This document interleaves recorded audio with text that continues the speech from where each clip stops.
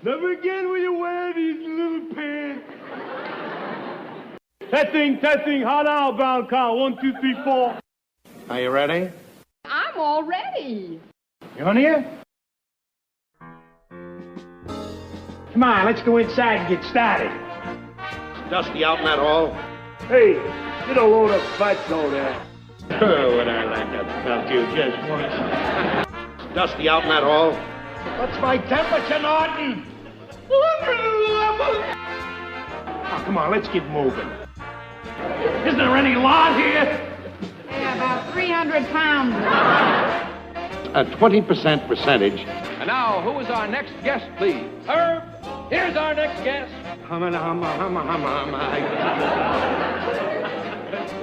Ed Norton. Ha, ha! What's this?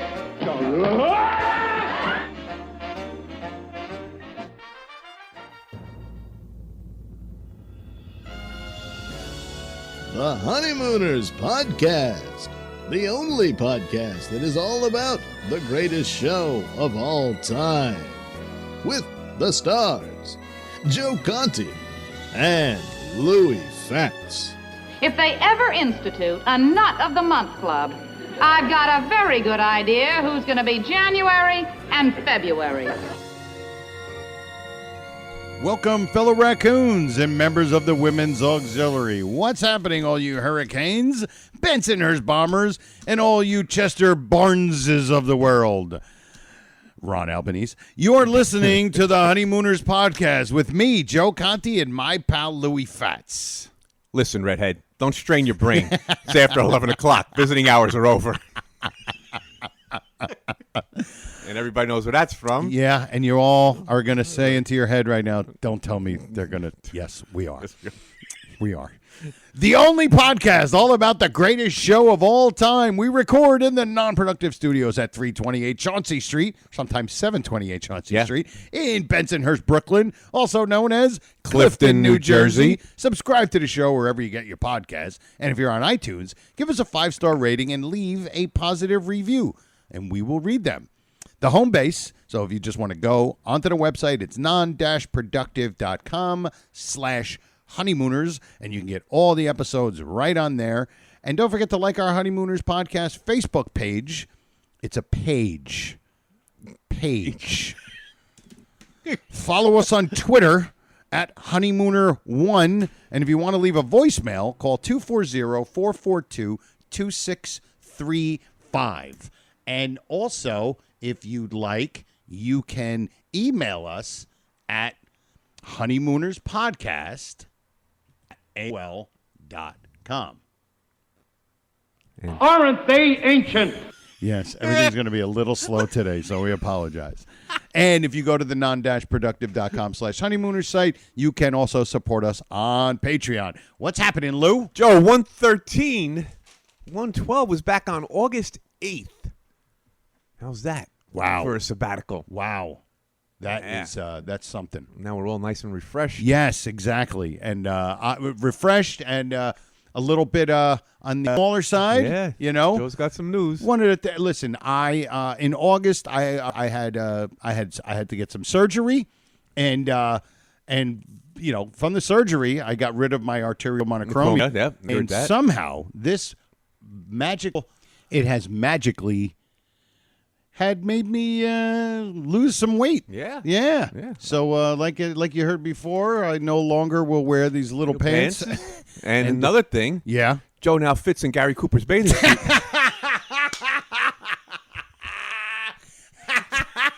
You said you got a great line. It's not what I expected. You're doing That's so funny. Oh my God! I think if your old one's the King Farouk.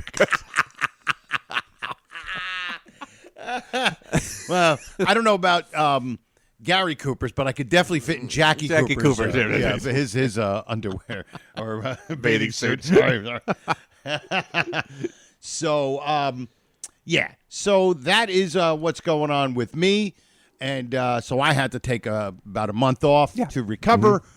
And with Lou had other things he had to do, but we're back, and the computers are a little bit slow, so some of the clips are going to be a little bit slow track, a little slow, slow runner. But yes, but hopefully we're gonna have Frank take care of it and get this computer up and running. Yep. And all he needs is a hairpin. That's all. Just a hairpin. Alice got it. Yep. So first of all, we want to remind everybody, because it's been a while, that we had our last full-grown nut, who was Jared Dwyer. Jared, yeah. Jared. Brother Jared. Yeah. So, of course, he's had his little acceptance speech, and he said, I couldn't be more proud to join such an organization. Why you guys have more listeners than Amos and Andy. Joining the full-grown nuts of the week is the biggest thing I've ever got into. When Joe and Louie started the fraternity, I told my wife how much the Honeymooners podcast fans' work is never done. Finally, in episode 112, I hit my high note. I'd like to thank the Board of Nuts for such an honor. Here's mud in your eye. What a great acceptance What speech. a great acceptance speech. Yeah. 100%. Yeah.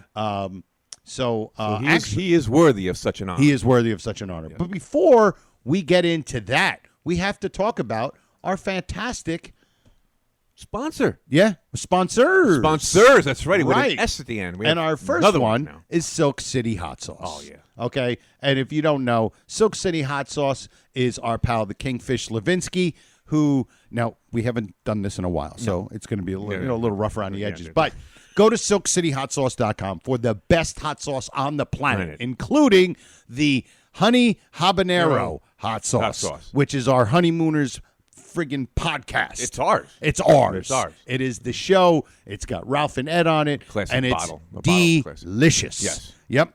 Delicious. Delicious. Yeah, it's delicious. And there's no mystery in what's in here. No. There's no mystery. It's all natural. So what you do is you go to silkcityhotsauce.com and you purchase some of the best hot sauce on the planet. And there's different packages, and make sure our hot sauce is in there. And then at the end, when you go to purchase it in the checkout, there's a little code a little place where you can put a code, and you get a discount. What is it? 15% percentage off of the order. And what you do is you put this. RX. You put the two letters RX in the coupon code, and you get yourself 15% percentage. And what you do is, after that, you get a free bottle of Jerry Sriracha. I'm sorry, sir. I couldn't think of the word. All right, a little rough around the edges, but yeah. And of course, you don't get any church. You don't get any. Yeah, we just like to hear the president stumble on his words a little bit. That's our disclaimer. Yep. So for comedy purposes only. For comedy purposes only. Especially, they're good for you. So if you've been I've been putting on a little weight. Yeah. It goes with almost anything except for. I'll have a small cup of black coffee. Yeah, that would be the only thing. Don't put it in your black coffee unless you're really, having a rough morning. Yeah. But so definitely go to silkcityhotsauce.com, and by putting RX in the coupon code, it lets them know that we sent you. Right. And it helps us a little bit, Yeah. So we're not holidays. So we're not. Up. Yeah. So we're not completely broke on the holidays. Yeah. Holidays are coming up. Yeah. It's a nice pack. Nice little package for gifts and things. You can bring it to your Thanksgiving dinner. Right. So Christmas. So I don't have to say I ain't got $15. No, I got $15. I ain't got $15. And our second, and we're gonna have so much fun with this. But our second little sponsor is my adorable wife, who she's a career girl. She's a career girl. Career girl. She doesn't need to work, but she doesn't need to work, but she's a career girl. And she is this is going to be so much fun. Oh, my God. This is going to be great. My wife's going to be like, oh, you finally you put me in your podcast. Yeah.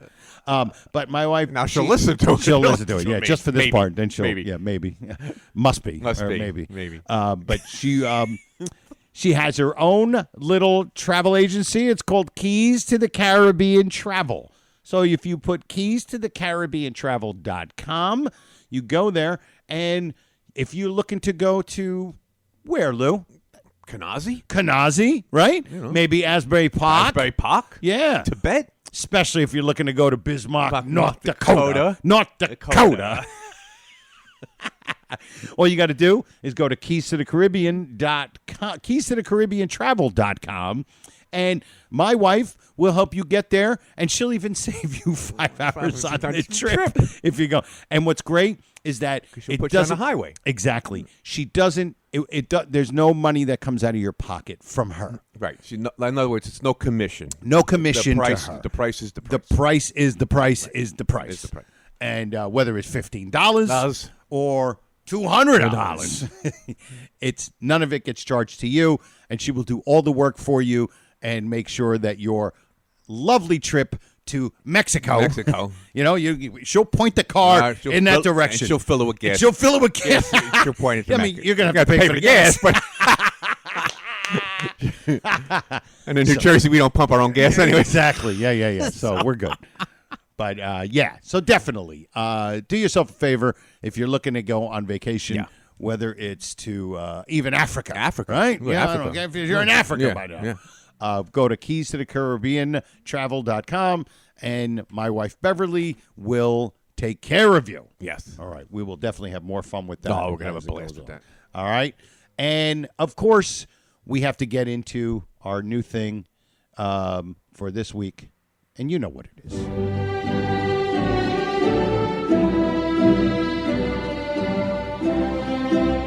Verily, the Honeymooners podcast knights the full-grown nut of the week. Aren't you lucky?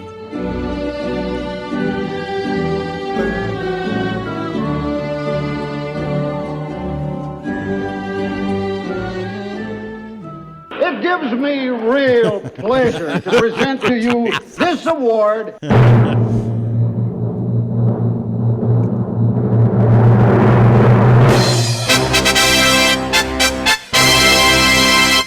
David Arthur Ball. Yes, David Arthur Ball. And he knew he was going to win that ball. Yeah, he knew he was going to win that ball. Yeah, I'm going to win that and ball. And that's the only reference to ball that we will make. That's it for David Arthur, That's because we're a little bit we're a little bit better than that. we are. Yeah, we're DEFCON 3s for Pete's sake. Oh yeah. Come on. The other references for DEFCON 1s. Yeah. But we do like to say hello to David.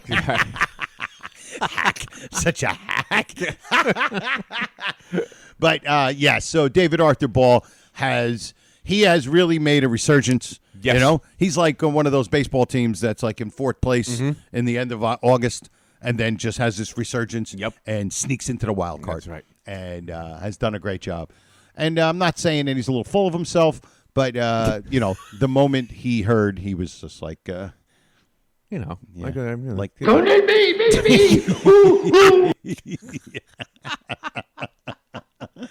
me. Yeah. And how else would you expect somebody to react after we go to the board of nuts and we present it? Yeah, exactly. And then they approve. Yeah, but first they're like, Is this the man who gets the award? yeah, Well, that's what they do. I mean, they don't just push people through. Yeah, I think his last name did have a little, a little bit influence. Because they knew he was. Now you're a full-grown nut. He was definitely full-grown. That was it. That was the clinker right there. But thank you, David, for being part of the fraternity. I was calling it something else on the. It was not. I wasn't just calling it a fraternity. It was something else. But still, it's the full-grown nut fraternity. With just less about the guys. Yeah, 30-something guys. One girl. And one girl, and we're going to have to expand on that because we have some more. One with the crooked stockings. The one with the crooked stockings. I hope the other ones have crooked stockings. All right. Well, again, congratulations, David Arthur Ball. Okay? So, what are we going to do now? You know what we're going to do now? We're going to have a little fun. This is my little way of trying to stump Louie. And he usually does. And I usually do. I think I only got one. I think you've only gotten one. But, it's not like Louie loves this. Oh, yeah, why not? It's not because because he's not doing well. It's a good bit. And here it is. Oh, yeah. This is a good one. The Honeymooners podcast presents Strange sound. Foreign sound. Foreign sound. What's that sound? Sounded like feeding time at the zoo. Sure did. All right. So this sound actually came from one of our listeners. Oh, okay. And one of the fraternity members. Oh, all right. Excuse me. A little dusty in that hole. Dusty on that hole. Chris Fodor. Oh, okay. Yep. Chris, yep. Brother Chris. Brother Chris, yes. He sent us this, and I like it. It's a good sound. And here we go, Lou. It's quick. Oh, my God. I'm totally stumped.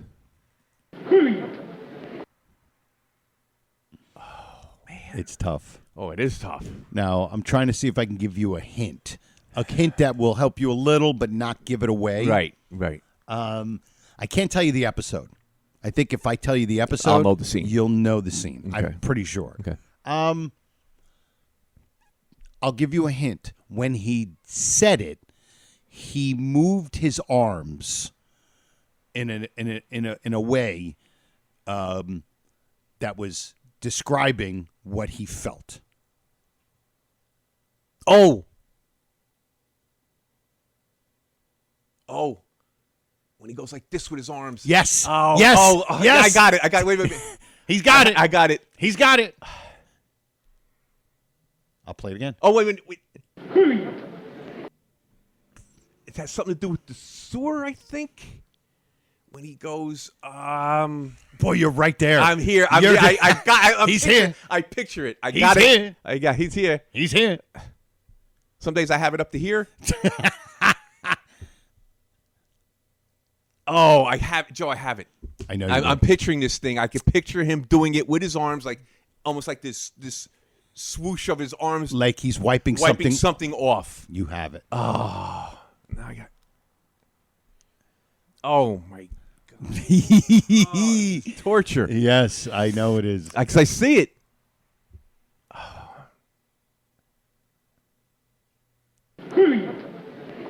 What is it? I don't want to. I'm going to play it. Okay, I got to play it. I don't want to take up too much time. The second you hear, I know, I see it. I see it in front of me. And I'm playing. It's like a minute. I'm going to play the whole thing because it's fun. Pick up my garbage this morning. There you I go. didn't pick up your garbage because that is part of my efficiency. Piling up.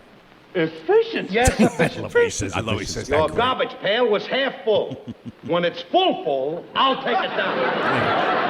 That way I'll make one trip instead of two trips. Save a trip here and a trip there, and it all mounts up. That's what I'm afraid of. It's mounting all up over the building. Look, can't you and the rest of the tenants understand that you gotta cooperate with the janitor?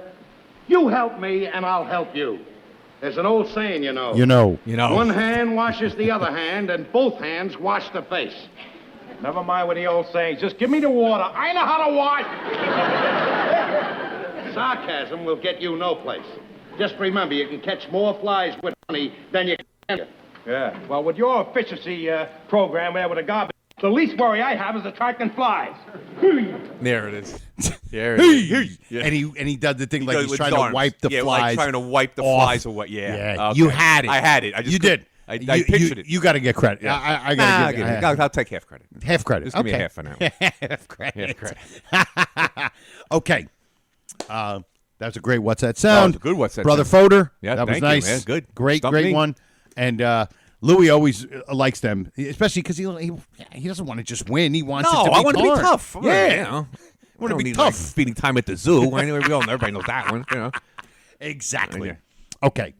Here is we're gonna step on stage. Oh, here we And go. We're gonna step on stage a little bit, and we're gonna pose one question for us, and then the second question we want to pose to you guys. Yes. Mm-hmm. And when the episode comes out, I will post this question, and then you guys can all answer it on the page. But the first part is, and this I thought of, and I wanted to share it with Lou. When Alice got offered the gig to be in the movie, Right. a movie now. he's a big-time producer. That's right. She says no because she loves Ralph. And because you know what the scene was, I'm no actress. Ralph should have been furious with her. He should have been like, what do you mean no? Do you know how many times I got to drive up and down Madison Avenue to make as much money as you'll make for being in one movie? I mean, he would be furious. Just go. This is like the Queen Mary coming in. Here it is. You wanted the Queen Mary? Here it is. is. It's just docked in Bensonhurst. Now get on it and get the hell out of there.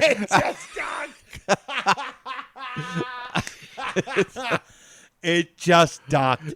And I just thought, how funny is that?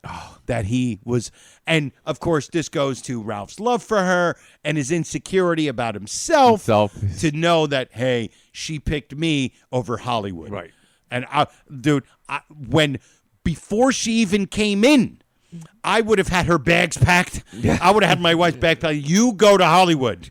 Go make the movie and then come back with a bag load You know of money. what, too, though, Joe? His ego gets in the way of that. Yeah, because he was the one that was all jacked up that he was going to be the one. That's true. And then he delivered the bomb, and I think it true. Even though it's his Alice and he loves her, but still his ego was damaged.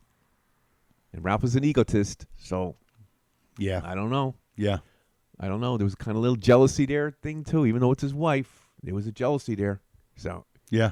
That's interesting. So I could see that point too, that going that way. I think that's the reality of it. Like the show, if you dissect the show, what actually happened. And who dissects that show? Come on. No. None of us does that. No, none of us do. But the reality is it came down to he loves her. Yep. And his insecurity, the fact that she wanted to stay with him instead of going to Hollywood. Mm-hmm. And 3, the ego where he thought he was the one. Yes. And almost like, you know what? I'm glad you said no. Yeah. He was glad she said no. I believe that 100%. Yeah. I believe that 100%. Ralph Cramden was happy that she said no. Because he would rather go to work in the snow, in the sleet, in the rain, than have her freeze over the cold. Think about it. The 50s, the wife being the breadwinner. Yeah. That didn't sit well with men from that time. And again, too, then you think if she does get up and go, what does she do out there? Yeah. I mean, really, you're only going to they're going to set her up with an apartment. Yeah, they're going to get bit parts, like the teacher part that she was supposed to play. Right. A nice fresh look. Well, right. After that, then what? Yeah. You're not going to be a leading lady. You're not going to be paid nothing. You're probably making $62 a week out there. I will stay where you are. That's funny. Yeah. So that I just found that to be, and it was so telling. Yeah. Like, oh my God. But yeah, you're right. Like, what was she going to do? What are you going to do? Was she going to play the wife of a bus driver on a sitcom? Yeah. So that just a little observation, little thing. Going there with Alice and Ralph, and yep. Will he ever get out of there? And was that the opportunity? Yeah, exactly. That's the whole thing. Was it the opportunity to get out of there? Right. But yeah, turned out no. No, exactly. Turned out no. All right. Now this is what we want to ask you guys, and when we put the episode out, I'll pose the question. I'm going to put the episode out, and then maybe either on that post or the next post, I'll do a post right afterwards. We're going to pose this question to you guys, and we want your answers. Right. And you know what we're going to do with these answers? We're going to read them. We're going to read them. Of course. We always do. Because they're just great. And they're usually you guys funnier are than, great. Usually funnier than us. Than anything that we can come up with. And on stage, by the way, I feel a very underrated episode. Yes. It's got some, it's got the string of Peloponnese in it, which is very iconic. Not, to me, not the best part. No. But just his demeanor. The Rachel voice. And the Rachel voice. The Rachel voice that's classic. It's ridiculous. That's classic because nobody expected that. We know it because we hear it 1,000 times. Right. Would you imagine sitting in the studio audience? Oh, my goodness. And he comes out with this voice. And did you say it was like a John Barrymore type of thing? Did you? No, Barrymore was when he enters the thing for Mr. Fabersham. Mr. Fabersham. Oh yeah. That's right. Come out and do that again. Right. That was the Barrymore. I don't know. This is just Gleason coming up with a voice. With a hilarious voice. So funny. And of course the play about him and I forgot his. He's Frederick. Frederick, right? Norton's Hamilton. Yeah. Frederick Hamilton. Frederick Hamilton. Here is the question that I want to pose to you guys because they never said it there in the episode. No. What was the name of the play? Here you go. Have fun with it, guys. Have fun with this one. Seriously, have fun with And it. I know you're going to come up with some I know clever. you guys to come up with anything. I'm not right either now. because Nope. you just posed this morning to I me, just- so I didn't. yep. I wasn't prepared for this to Nope. even think about anything. Nope. Maybe what we'll do is we'll try to come up I'm with trying to some get over ourselves. what's that sound right now. I can't even think. But we want you guys to come up with as many as you want. Many as you want. Because Oh, we yeah. will read them. Oh, God. Yeah, we'll try to read almost all of them Yep. next week, next episode. And but yeah, Which we're going to try to do to episodes more frequent now. Yes. We're going to try to get back into the groove. Yeah. Maybe not every week, maybe every other week. Yeah. Yep. Because there's Yeah. I have a lot more of this relentless energy. Yeah, and Joe's Lou just wants to get out of the I house. just want to get out now.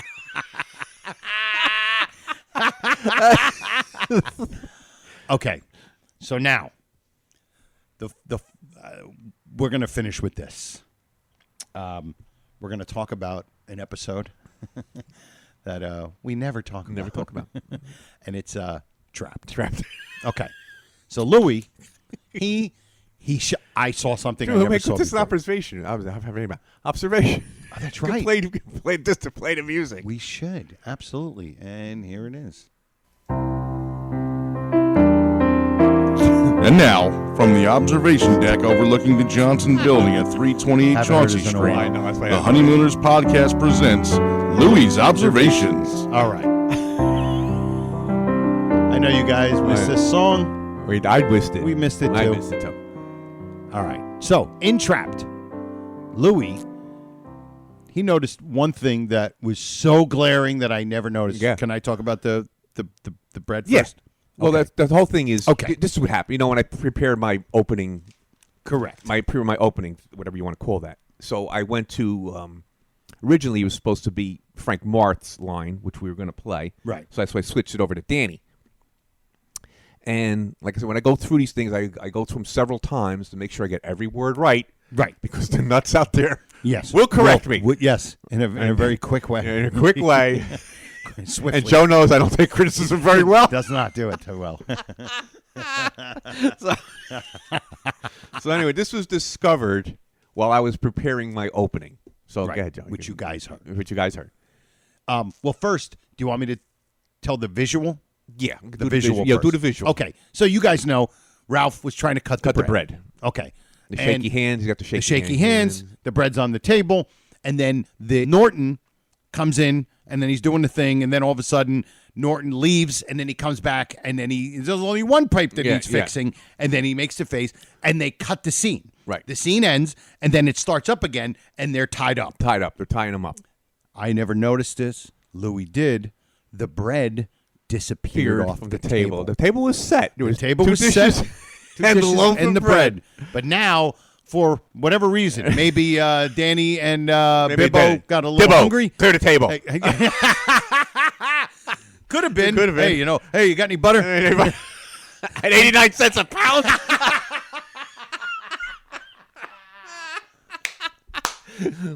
Save that for Teddy Overmilk. Exactly. So we So that was the observation. The bread and the two dishes disappear, and then they get and they're all of a sudden and now they're tied. this when Dibbo or Bibbo Dibbo asked Ralph to put his hands behind his back. Big mistake. What are you going to do, untie us every time somebody knocks at the door? Listen, Redhead, don't strain your brain. It's after 11 o'clock. Visiting hours are over. Ow! Hey, yo, take it easy. That's my wife. What are you going to do about it, fatso, huh? Now, look, Pudge, put your hands behind your back. I'm not I going to do said it. put your hands behind your back. Okay. All right. Go ahead. Now here we go. Now, Dibble says to Ralph, "Put your hands behind your back." Right. And I know Brother Bibbs is like, he's like in heaven right now. Yeah, he he's is. the Frank Marth groupie. And there was a pause. There's a pause. Now you hear Joe probably play it again. So when you hear the pause between the first "put your hands behind your back," and then Ralph pauses before he says his line of "No, I won't do it," or however he says it. Right. Now Marth comes back. I said, "Put your hands behind your back," and he kind of cuts off Ralph saying, So- "I won't do it." Right. So what me and Joe were discussing is, did Dibbo's supposed to say that twice. Did Ralph jump the line Right. before he was supposed to say it? Maybe after the second one, he's silent. Or did did Marth jump? say it again? Because Ralph, if you notice, Ralph is slow in responding. No, I won't. Right. So Joe, play it again and just listen to this. Visiting hours are over. Ow! Hey, yo, take it easy. That's my wife. What are you gonna do about it, fatso, huh? Now look, Pudgy. Put your hands behind your back. Pause. I'm not I going to do said it. put See? your hands behind your Yeah, back.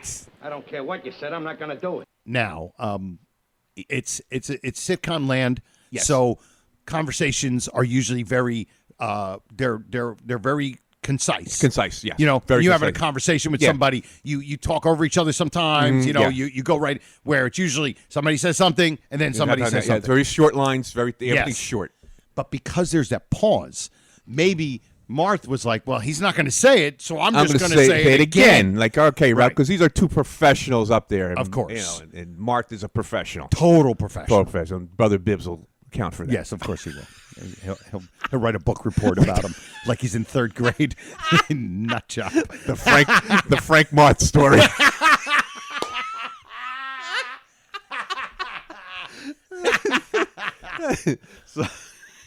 So this is what we're up against here. Who did anybody screw up? Maybe they didn't. Neither of them screwed. But I just thought the timing between "put your hands behind your back," Right. Then Ralph pausing before he said, "No, I don't," and then Mark says, "Well, I'm going to say it again." He didn't do his line. And then I said- said, like, really being demonstrative. Correct. I said, "Put your hands behind your back." Right. So maybe Ralph wasn't supposed to say anything. Yeah, that's. Or maybe Ralph delayed it, and then he just went into his rhythm where he was like, "Oh, because you're not going to sit there and wait for 30 seconds to say again. Well, put your hand. 3 seconds on. It sounds like eternity. Exactly. Right. There's So, very little yeah. of dead air. Yeah, dead air. Yeah. So it's pose it out to you guys. I mean, we're not saying anything definitive here. We're just going back and forth between a couple of scenarios. You know, Correct. did Ralph forget his line and pause too much, and Mark jumped it so he Right. can fill that 2-second dead air? Which That seems could like be an it. Eternity. Right. Or was Ralph not supposed to say anything? Anything? Or was that how it was supposed to Supposed be? to be, yeah. Was he supposed to just say it and then, almost in a very natural conversation, not letting the guy finish what he says? Yeah. I ain't going to do Yeah, I said put your hands behind your back. So it's an interesting little scene there, and it probably has you could be opinionated on this because that's all it is. We don't know. Of course. So just give us your take on it. Yeah. Give us your take on it. And of course, it's from Trap, so it's got to be great. Of course it has to be. But Anything. The bread thing, I never noticed. And that's where, Dan, when people, and it's mostly not the full-grown nuts who think this, people think that everything was done live on television. Right. It was recorded live in front of a studio audience. Right. But I'd always heard they filmed too. And, we've seen it. We've seen it where the button, like in A Dog's Life, where 1 second his button is buttoned, and then he turns, and then his jacket is open. Right. And because they're not perfect. Right. So maybe the second time they filmed it, they took the bread off too early or whatever. Well, you figure the curtain closed. They wanted to set up the scene again. They took Maybe they cleaned because the table. maybe they didn't want anything. They didn't want anything blocking. in front of them. They didn't want anything. Because Alice, they gotta remember too, they're sitting down now. Correct. So that bread is a big loaf of bread, Right. because it had to be a big loaf of bread. By the way, I haven't touched bread in like 3 months. Oh, boy, I I look feel good. bad for you. Now, another thing I want to, Joe, if you could just look at it while we're talking. Mm-hmm. Now, when Ralph's cutting the bread, he puts the bread against his jacket because everybody cuts bread at home with your suit jacket on, and I do it every night. Like when I'm going to cut the bread, I say to my God, "Wait a minute, I got to go put my suit on and cut the bread." So, Joe, if you could just put it up there while we're talking and see if in the scene with the "I won't do it," put your hands behind your back. See if that stain is still on his jacket. Oh, in the next scene. In the next scene. Gotcha. I'll You guys are in just as much trouble as we are. We can't leave here, and neither can you. And it stopped. I know. Perfect. Yeah, it stopped. That wasn't me. That was Windows Express. Windows Express. 1989 version. Updated. But What a great little two little nuggets Yeah, here. just little two things here. Two little nuggets on an episode that we haven't touched in a long time. Oh God, and we were just dying to go back to trap. I mean, when I got my opening line, I said that's trap. I said we got to do something from Trapped. Oh my God! I bet you there are more, when we first said it and they knew that we were going to Trapped. I bet you their eyes must have rolled like oh no! Like what else can they get out of this episode? You like drain. It's like Dracula draining every ounce of drop of blood out of somebody in this Halloween season. So, but I love it, and it was great to just delve just a smidge into Trapped. Yeah. Because that's all we got to do. That's all we got to do. That's all we need. Just a smidge of Trapped. And we have to get a clip of somebody saying, "Oh, no, Trapped again." And I think I know what I'll do. Remember when it says, "Oh no, not roast beef again." What do you mean? Oh no, not and Trapped again. I think I'm going to do that. That would be fun. All right. I got to say one thing, Joe. When we had Brian Carney here, yes, and he said one of his favorite scenes was Gleason with the gun behind his back. Yeah, it was Trapped, great. right? Yeah, yeah. And that's when he jumping over the guys. Yeah, look out. Yeah, look out now. The gun behind his back. I mean, it's poetry. Poetry, yeah, because that's all Gleason right there. And then of course at that time. Art Carney putting his hands up, putting his hands up just made me laugh. So anyway, I'm so glad that we revisited. I'm glad. Yeah, why not? After almost 2 months. Well, it's one of them episodes now that was always underrated, even with me. Yeah. But until we started covering it, yeah, it's start to finish. It's great. It's flawed. Oh my God. The flaws are just the flaws are. It's just like when you're with somebody for a long time, their little flaws become part of what you love about them. Oh yeah. Oh yeah. And the flaws of this whole show is what makes the show it's so endearing. It's great. You spoke about before. I don't know if you wanted to mention it with Harvey Jr. Oh. We can mention that real quick. mention that real quick. Yeah. And I think and of course, none of us remember when you first saw it. Right. But it had to be when you first saw it, you're thinking it's a toddler. Yeah. Because, he sleeps right through the night. Through the night. And he's like 11. Yeah, it's like 7 o'clock. It's like... Right? Because you figure if they're going to a show, right. How long is this kid sleeping? The show may go on at 8 o'clock, so you figure you got to leave it. You're in Bensonhurst, so you got to get to Manhattan. Right. So I figure I was like 14 years as big as Audrey Meadows. To play. And I'll tell you right now, actor. Yeah. Audrey Meadows. There you go. Yeah. There you go. I wouldn't have minded being. And he saw Davy Crockett. And he saw Davy Crockett at the same time. George Petrie my could have played the Yeah, they He's could just have. a little bit too old. I know. It could have been like 6. They like to jump into Alice's arms. Maybe. I know. I thought Audrey was going to tip over. Yeah, really. He did deliver the line good, though. It was great. Gee, the Davy Crockett was so fat. Yeah. He probably was. You know what? I never looked him up as an actor, but I'll guarantee he was a New Yorker. He had that New York accent. Yeah. Guarantee. Who's Ralph Robertson? That's Tommy Monacotti, I believe. I think so. Right? Ralph Yeah. Robertson. Okay. Yeah, I think you're right. Yeah, I don't know this guy's kid's name. We should look him up. Yeah. All right. Well, we're coming to the end of the show, and this is you know what that means. This is Louis' 72nd now. favorite episode thing of the show. And now, Tom, who is our first guest, please? To leap the first hurdle on his way to the $99,000 answer is our Comedian from Mongolia, Joe Conti. I want to see the expression on your face when you miss it. Wow, that was quite again. mean. She shows up every She's week. really not very supportive. No, God, she knows that things are coming. Who's coming down? Exactly. All right, so here, trivia right. question prepared by Professor Walter Newton, of course. Who's happy now. His hot sauce, and he's good. We're on good terms again. Yes. Joe is just in the hospital having his procedure. Right. From the hospital scene. Right? Okay. Doctors are mentioned. Name them. Oh no. Dr. McDonald? Yes. Which I thought was going to be the hardest one, but you got that one. Okay. Dr. Seifert? Right. And this is the first one, man.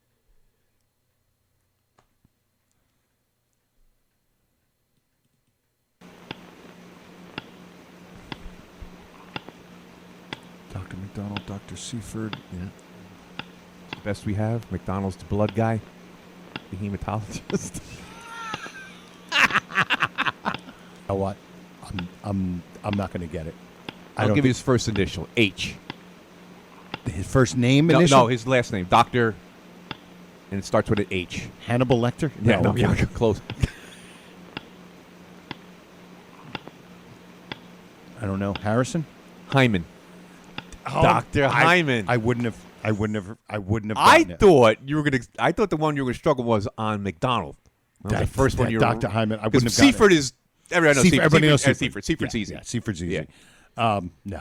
Wow, that's a good one. Good question there. You asked another question about from the hospital scene once, and it was again because it's such a great scene, and I think we're so focused on those two, that we forget. You know, like we forget that the one girl goes into the room and never comes out. Never comes out. The nurse. Yeah, she goes, yeah. She Exactly. went in there. It's like a poltergeist closet. Yeah. She went in, and that was it.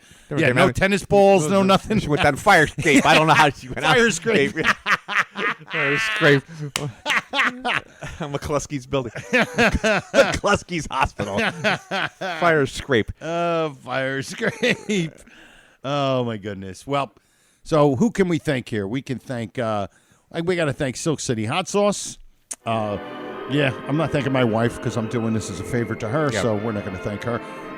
We thank all you guys who listen, who email us, comment on Facebook, and all of you full grown enough fraternity members and future fraternity members with the new one, David Arthur Bell. Ball. What'd I say? Bell? Bell, yeah. Well, yeah. Bell. Ball. I'm tired. All right. And listen, share the episodes on YouTube. We have some YouTube clips. Mm-hmm. Share them with your friends on social media or directly with your pals in the sewer or at the bus depot. Mm-hmm. And if you want to follow me on all my social media platforms, it's Joe Conti with an E comic. And I think that's it, right? That's it, Joe. Episode 113 in the books. And for me and Louis Fats, we say we'll see you next time. E pluribus raccoonum. Night all. Goodbye, Mr. Crandon. I'll be seeing you. I'll be seeing you, Irving Kale and Sammy Fain, 1938. Oh, Mr. Crandon, it's all over now. It's all over now. Bassy Simon, 1927. No, good night, Mr. Crandon. Good night. There were two songs, Good Night. It was Good Night, Irene, written by Lomax and Ledbetter. Good Night, Sweetheart, written by Rudy Valley and Ray Noble. RX. I'm going home. Oh! This has been a non-productive media presentation. Executive producer, Frank Hablawi. This program and many others like it on the Non-Productive Network is distributed under a Creative Commons Attribution Non-Commercial No Derivatives license. Please share it, but ask before trying to change it or sell it. For more information, visit non-productive.com.